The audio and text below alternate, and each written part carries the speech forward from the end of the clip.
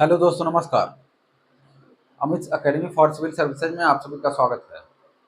दोस्तों, इस वीडियो में हम यूपी पीसीएस और आरओ प्रारंभिक परीक्षा 2025 के लिए प्राचीन भारत का इतिहास में गुप्त साम्राज्य के बारे में पढ़ेंगे।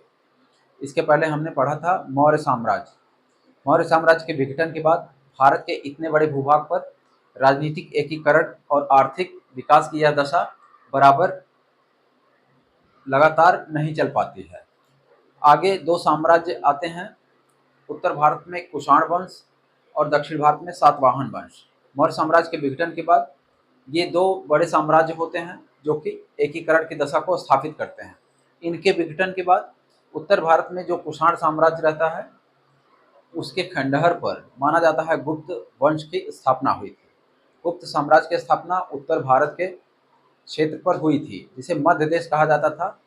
इनका केंद्र था प्रयाग और कौशाम्बी, ये सब क्षेत्र थे। यहाँ से इन्होंने आगे चल करके बहुत बड़े भूभाग पर क्षेत्र विस्तार किया और सातवाहनों के भूभाग पर भी इन्होंने आगे चल करके शासन किया। यानी कहा जाता है कि कुषाण वंश के कुषाणों के सामंत थे ये गुप्त साम्राज्य के राजा। आगे चल करके इन्होंने अपना साम्राज्य स्थापित कर दिया। गुप्त साम्राज्य इसे प्राचीन भारत में कला, साहित्य और वास्तु की दृष्टि से माना जाता है कि यह प्राचीन भारत का स्वर्ण काल है। बहुत ही तरक्की होती है इस क्षेत्र में। गुप्त साम्राज्य के राजा बहुत ही कला प्रेमी होते हैं, कला और साहित्य के। चलिए देखते हैं, इस वीडियो में हम गुप्त साम्राज्य के प्रमुख राजाओं के बारे में जानेंगे। अगले वीडियो में आर्थिक, धार्मिक, राजनीतिक दशाओं के बारे में अच्छे से समझेंगे। पहले देखते हैं गुप्त साम्राज्य की स्थापना। इसका संस्थापक है श्रीगुप्त। श्रीगुप्त ने स्थापना की थी। कहा जाता है लगभग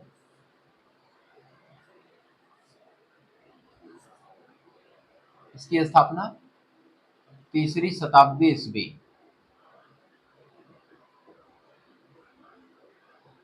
ईस्वी में ईस्वी की तीसरी शताब्दी में श्रीगुप्त ने गुप्त वंश की स्थापना की कुषाण साम्राज्य के खंडहर पर, यानी उसके बाद।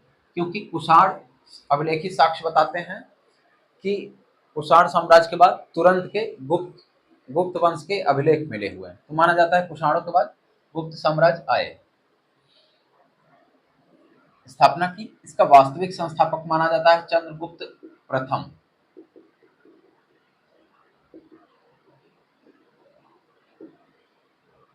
वास्तविक संस्थापक गुप्त साम्राज्य का, गुप्त वंश का वास्तविक संस्थापक 319 ईस्वी 319 ईस्वी में चंद्रगुप्त प्रथम ये महाराजा धीराज की उपाधि धारण करता है। महाराजा धीराज। गुप्त साम्राज्य के राजाओं की उपाधियां बड़ी भारी भरकम होती हैं। ये प्रसिद्ध थे बड़ी बड़ी उपाधियों के लिए। श्रीगुप्त ने भी महाराज की उपाधि सबसे पहले ग्रहण की थी। श्रीगुप्त की उपाधि है महाराज। महाराज। चंद्रगुप्त प्रथम वास्तविक संस्थापक है। 319 ईस्वी में गुप्त संवत की स्थापना करता है। एक नया संवत चलाता है 319 ईस्वी में। गुप्त संवत अपने राज्यारोहण के समय में 319 ईस्वी ये है गुप्त संवत। चंद्रगुप्त प्रथम का राज्यारोहण का वर्ष है। गुप्त साम्राज्य के लोग कुषाणों के सामंत थे। कुषाणों के सामंत कहा जाता है कि ये वैश्य थे। वैश्य जो कि राजा बने। गुप्त संवत इसने सोने के सिक्के चलाए और लिच्छवी राजकुमारी से विवाह किया। सोने के सिक्के प्रचलित किए और लिच्छवी की राजकुमारी से विवाह किया।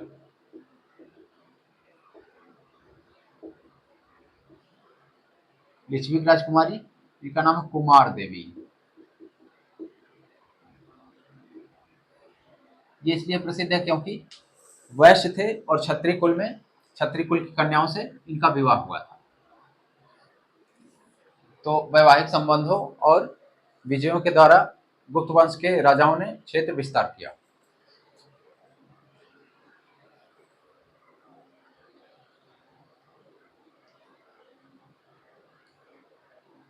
महाराजा धीराज की उपाधि धारण की। अब इसके बाद इसका पुत्र आता है समुद्रगुप्त।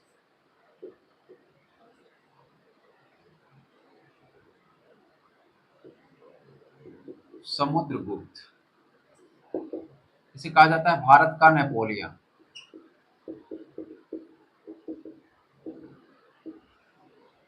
इसकी विजयों के कारण इसकी कभी पराजय नहीं हुई। विजयों के कारण विंसेंट स्मिथ ने कहा था, उनका नाम है विंसेंट स्मिथ, भारत का नेपोलियन। समुद्रगुप्त आर्यावर्त के 9 शासकों और दक्षिणावर्त के 12 शासकों को इसने पराजित किया था। आर्यावर्त के 9 शासक और दक्षिणापथ के 12 शासकों, उत्तर से लेकर के दक्षिण तक 12 शासकों को पराजित किया।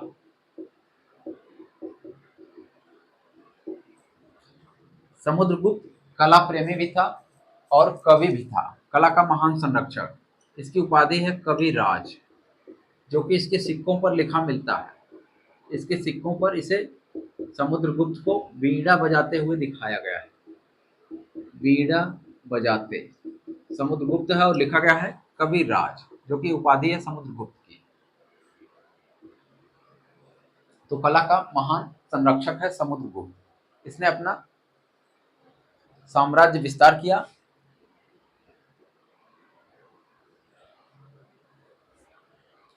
इसका दरबारी कवि है हरिसेन। इनका केंद्र रहता है प्रयाग। तो यह लिखता है प्रयाग प्रशस्ति।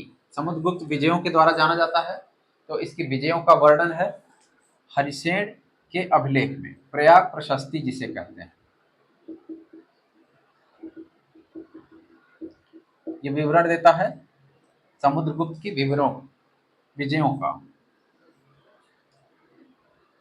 प्रयाग ये स्तंभ लेख है जिसमें जहांगीर का भी उल्लेख मिलता है। हरिसेन ने लिखा है प्रयाग प्रशस्ति, इसकी विजयों का वर्णन है समुद्रगुप्त की, या इलाहाबाद स्तंभ लेख भी इसे कहते हैं। इलाहाबाद स्तंभ लेख, इससे हमें सूचना मिलती है समुद्रगुप्त के विजयों का, जिसने हरिसेन ने लिखा है दरबारी कवि। ये ब्राह्मी लिपि में है, संस्कृत जैसा है ब्राह्मी लिपि में।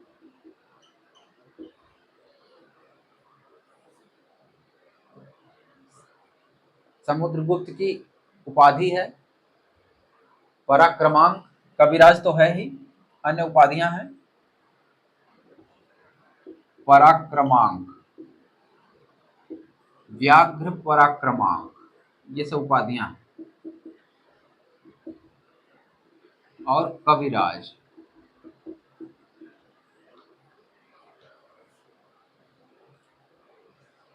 उसके बाद आते हैं चंद्रगुप्त द्वितीय। समुद्रगुप्त का कार्यकाल है 335 से 380 ईस्वी। 335 से लेकर के 380 ईस्वी। चंद्रगुप्त प्रथम का 319 से लेकर के 335 तक, 319 से 335 तक। उसके बाद आते हैं चंद्रगुप्त द्वितीय। इसके समय में गुप्त साम्राज्य कला, साहित्य आदि के क्षेत्र में चरम उत्कर्ष पर पहुंचा था, तो इसे स्वर्ण काल कहा जाने लगा। चंद्रगुप्त द्वितीय गुप्त साम्राज्य का सबसे महान राजा हुआ। चंद्रगुप्त द्वितीय में है, इसका 380 से 412 ईस्वी माना जाता है लगभग। चंद्रगुप्त द्वितीय, इसकी उपाधि है परम भागवत, जिससे पता चलता है कि यह भागवत धर्म का अनुयायी है। परम भागवत। इसकी और उपाधियां हैं विक्रमादित्य और विक्रमांक। विक्रमादित्य, ये पहला गुप्त शासक है जिसने विक्रमादित्य की उपाधि धारण की, यह पहला विक्रमादित्य है। और शकारी, यानी शक का दुश्मन। चांदी के सिक्के इसने जारी किए और उज्जैन को दूसरी राजधानी बनाया।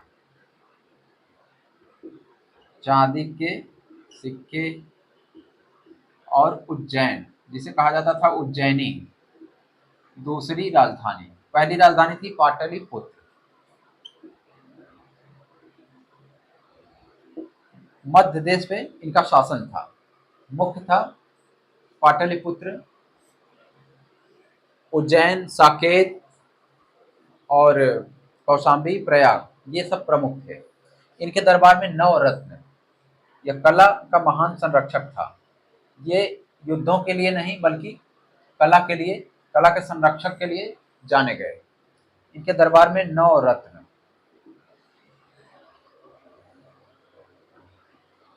नवरत्न है कालिदास, जिन्होंने लिखा अभिज्ञान शाकुंतलम आदि संस्कृत में। ये नाटककार हैं और कवि। धन्वंतरी वैद्य, धन्वंतरी,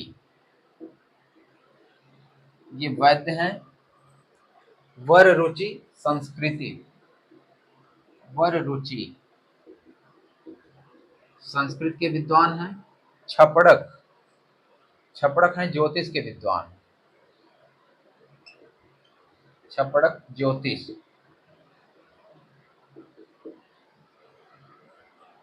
वेताल भट्ट,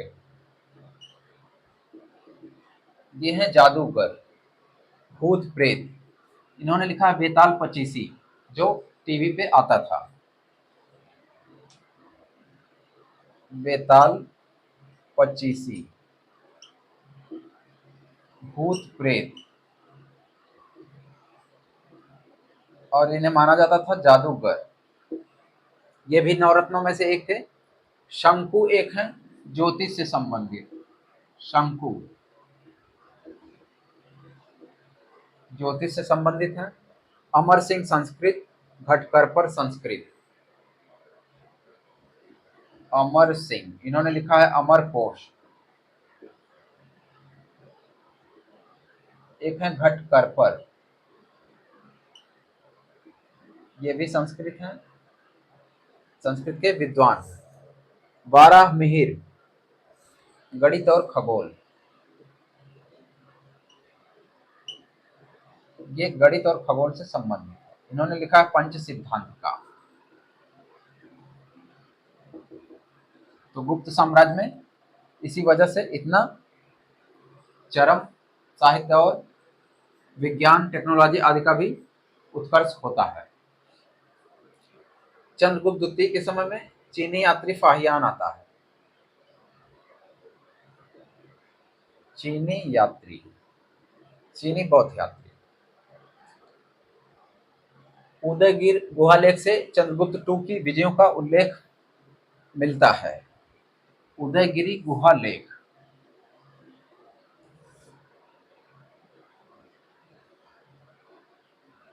उदयगिरी गुहालेख यानी गुफा में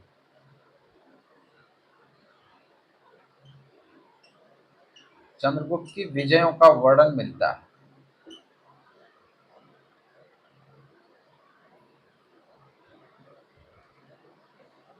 अगला राजा है कुमारगुप्त।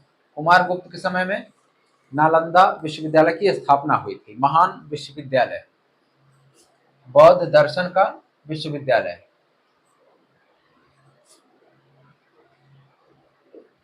कुमारगुप्त, नालंदा विश्वविद्यालय की स्थापना हुई इसके समय में। उसके बाद एक और राजा है स्कंदगुप्त। स्कंद गुप्त, स्कंद या स्कंद, इसके समय हूणों का आक्रमण होता है, हूण आक्रमण, और इन्होंने इन्हें हराया।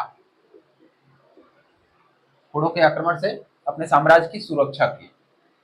जूनागढ़ अभिलेख से इसका पता चलता है। जूनागढ़ अभिलेख, रुद्रदामन का जूनागढ़ अभिलेख। इन्होंने गिरनार पर्वत पर सुदर्शन झील का जीर्णोद्धार कराया।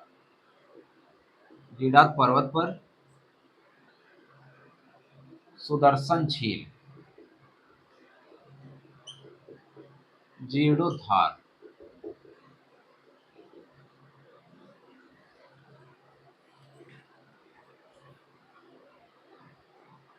इन्होंने अयोध्या को राजधानी बनाया। स्कंदगुप्त ने अयोध्या यानी साकेत राजधानी बनाया। कुमारगुप्त तीन, कुमारगुप्त तृतीय, ये गुप्त वंश के अंतिम राजा थे।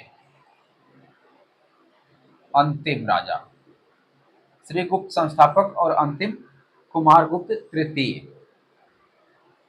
हूणों के आक्रमण से इसके बाद गुप्त साम्राज्य सुरक्षित नहीं रह सका, आगे चल करके इसका भी विघटन हो जाता है। तो ये मुख्य मुख्य बातें हैं इनके राजाओं की। गुप्त साम्राज्य को कहा गया है स्वर्णकाल। गुप्त कुषाणों के सामंत माने गए हैं और ये वैश्य माने जाते थे। इतनी बातें हो गई। आगे हम देखेंगे इनका क्षेत्र रहता है मध्य देश माना गया है।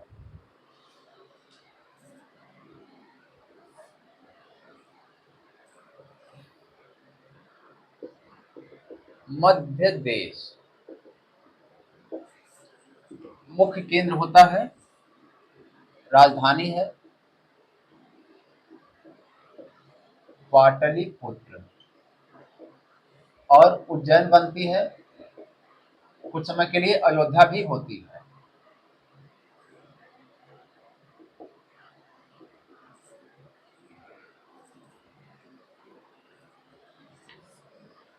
मध्य देश में आता है उत्तर प्रदेश का क्षेत्र और बिहार।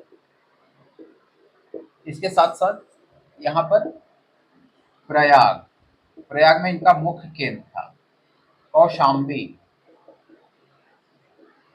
यहाँ से प्रयाग प्रशस्ति लेख मिला था, पहले कौशाम्बी में मिला था। यहाँ से सिक्के और अभिलेख पाए जाने के कारण यहाँ मुख्य केंद्र माना गया था। अधिकतर अभिलेख और सिक्के उत्तर प्रदेश और बिहार में पाए गए थे और सबसे ज्यादा प्रयाग में प्रशस्ति लेख मिला था। इनका क्षेत्र है, आगे चल करके इन्होंने विस्तार किया। इनका क्षेत्र माना जाता है गुजरात, मालवा, सौराष्ट्र। आगे चल करके गुजरात, गुजरात से लेकर के मालवा, सौराष्ट्र।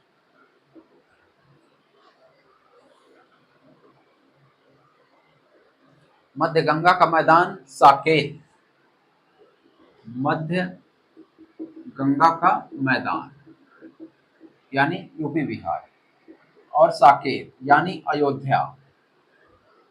इसके बाद मगध, मगध तो है ही, बड़े भूभाग पर इनका विस्तार होता है। आगे वीडियो में हम धार्मिक, आर्थिक और राजनीतिक दशाओं के बारे में पढ़ेंगे। दोस्तों, आपको वीडियो अच्छा लगा हो तो लाइक करें, और हमारे चैनल पर नए हैं और भी सब्सक्राइब नहीं किया है तो प्लीज़ सब्सक्राइब करें। धन्यवाद।